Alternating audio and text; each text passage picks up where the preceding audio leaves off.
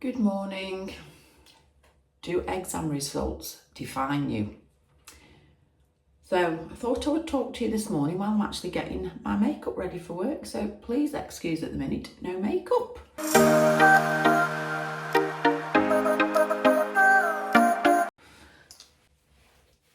Get my hair out of the way so I don't get my hair covered in it. So yeah, this week, well the last 2 weeks, have been exam results season, haven't they? I know we always see one extreme to the other of how people have gone on with the exam results over the years. Either people saying, oh yeah, so and so did amazing, got everything they want, got into their uni of choice, into their A-level college of choice. But do those results and that progress and at this stage actually define you? So let me tell you about my history. Now, I left school when I was 16. That was a long time ago, let me tell you. Yeah, I did okay at school. It wasn't, in my day, it wasn't compulsory that you had to go on to some form of sixth form education, and it wasn't compulsory that you had to achieve a minimum standard. Now, admittedly, getting that minimum grading wasn't an issue for me. I did okay. I did enjoy school, and it was O levels in my day at school, but I didn't want to go on to college. I wanted to go out and earn a wage. I wanted to enjoy life a bit without, thinking that I can't do what I want to do because I couldn't afford it. So I went and got myself a job.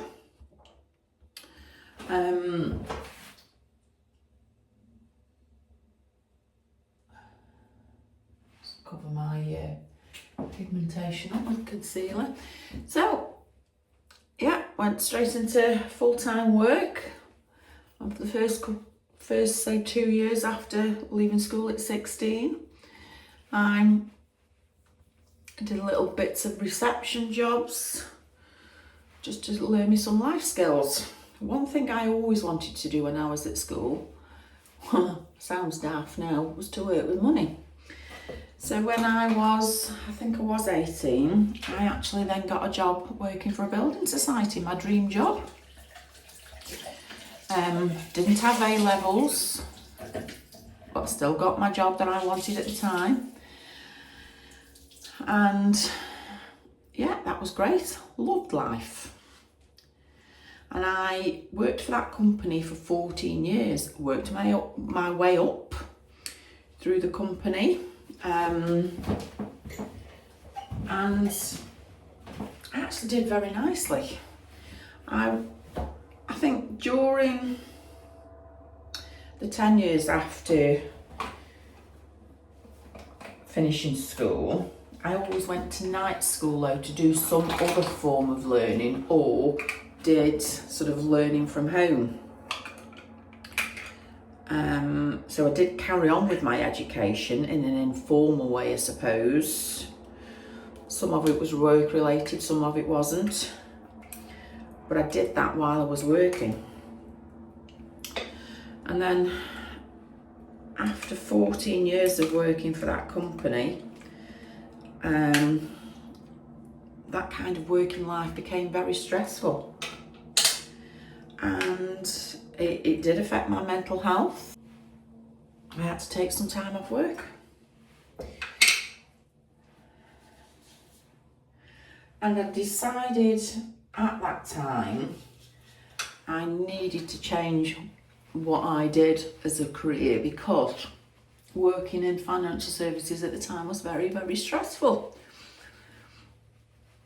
So I had a change of career and I went to work for B&Q. Initially, I was just working on the shop floor part-time, looking after houseplants. But very, very quickly, I suppose the management team saw the potential in me and persuaded me to do more. I ended up doing a very successful job working in the human resources department. Really enjoyed that because it was very much about the people. Nothing to do with my exam results, but it was a bit about me and how well I worked with people, how I communicated with people. Nothing to do with my exams. And I carried on studying for the whole time while I was working in HR to do a degree equivalent, CIPD degree equivalent in human resources. So again, I did well with my exams there, but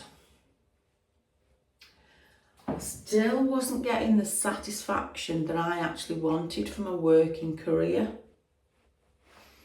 So I gave that job up. And I went back to college to learn beauty as a mature student. So being a mature student, my college wasn't paid for. I had to pay privately, but I did go to the same college as all 16-year-olds did at that time. And I just did college for 12 months learning my level 2 beauty. Now at that time, I knew once I'd finished college, oh, by the way, beauty college wasn't about the exam results. But I was actually awarded Student of the Year at the time. And it wasn't because of how well I did in the exams. It was because of my attitude and approach to learning, because I wanted to make a living from it. I just wasn't there to paint nails. Although let me tell you, some of the exams that with that, especially anatomy and physiology, were not easy. But yeah, I wanted to put the effort in because I wanted it to benefit my career. So yeah, I was awarded Student of the Year. Now I knew at the time that as a very mature student, just find my makeup brushes, I knew that the chances of me being employed as a beauty therapist, because of the wage that would need to be paid as an employed person in a salon, was highly unlikely. So I made the decision straight away, as soon as I finished level 2 beauty college, to go self-employed. Wanted to start my own business and set my own business up. So that I did. And again, what I achieved with that was not down to exam results. It was down to my approach, my attitude, because it was something I really wanted to do. And when was that? I think I set up self-employed something like 2003, something like that, as a qualified, in them days we called it beautician, but I hate the word beautician. I use the word beauty therapist, because you are a therapist to the people that come and see you, and it was a lot more appropriate. And so here I am now, over 20 years later, and I am absolutely loving what I'm doing. I'm still self-employed. I've got a successful small business. As you will have seen, my journey in the last 18 months, I've come a successful leader with Tropic Skincare. And I've achieved many things over the 18 months of being with Tropic. And again, not due to my exam results, but because of my passion for what I did. I did specialise and become a skin therapist. And again, that wasn't due to exam results. It's because I was driven to go and find the information to help make my job better. So that was what I did. So I'm running a successful team of ambassadors now who wanted to follow my steps in benefiting from being with Tropic Skincare, who are an amazing company. One, have amazing products, and two, are amazing to work with. Many of them are from a salon background, but not all of them. Some have no beauty experience at all. Had one amazing lady who joined my team just a month ago and has done incredibly well in her first month. She's got no beauty experience, but with my guidance, with the people that she's had contacts with, she's doing really, really well. So yeah, don't let, just trying to find the mascara, exam results define you. Because what you achieve out of life is not down to how well you do at exams. Let me tell you, nothing to do with it at all. And another quick story to tell you. My son, see the reflection from this mirror while I put my mascara on. My son, who's now 18, right from infant age of school, hated exams or hated formal testing. It just made him feel very uncomfortable. And his ability at school didn't show in his exam results because the exams put a fear of God in him. Not that he wasn't capable, he was. But he just hated the stress and the fear that came with exams. So although he had great potential, struggled with a few of his GCSEs. But he knew he wanted to be an apprentice in something, didn't know what. So he went to college. One, he had no choice because he needed to get his English GCSE. He did okay in his maths, although he could have done better. He needed his English GCSE. And while he was at college, he managed to change his mindset. And because he'd realised for him to get what he wanted out of life, it was down to him and how he approached what he wanted out of life instead of just giving up. So he persevered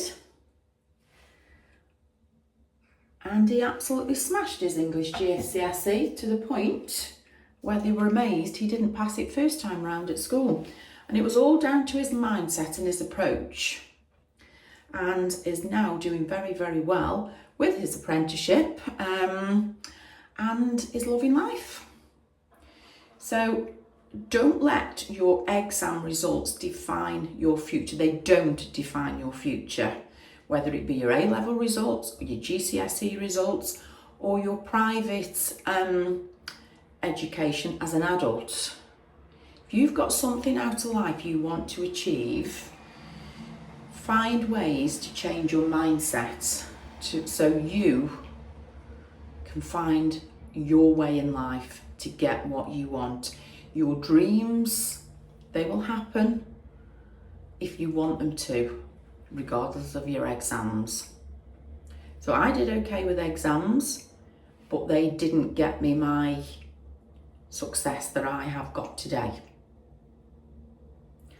My son struggled with his exams, got there eventually, but he is getting the success he wanted at this stage in life. So the moral of the story is, don't give up on your dreams. No matter what you want out of life, you'll find a way if you have the right mindset. And that has certainly been the case that I've seen with Entropic as well. With the ambassadors that have joined my team, with the right guidance, you can achieve what you want to. So focus on your dream, think about the mindset you've got, and you will get there. And people that have approached me didn't know how they needed to get what they wanted out of their life, whether it be financial rewards or lifestyle. And they've always been amazed that my motivation has actually rubbed off on them. So if you're struggling with the motivation to get what you want out of life, drop me a message, absolutely fine. I know and help where I can. So that is my basic work makeup done. Now I am off to work. See you soon. Bye.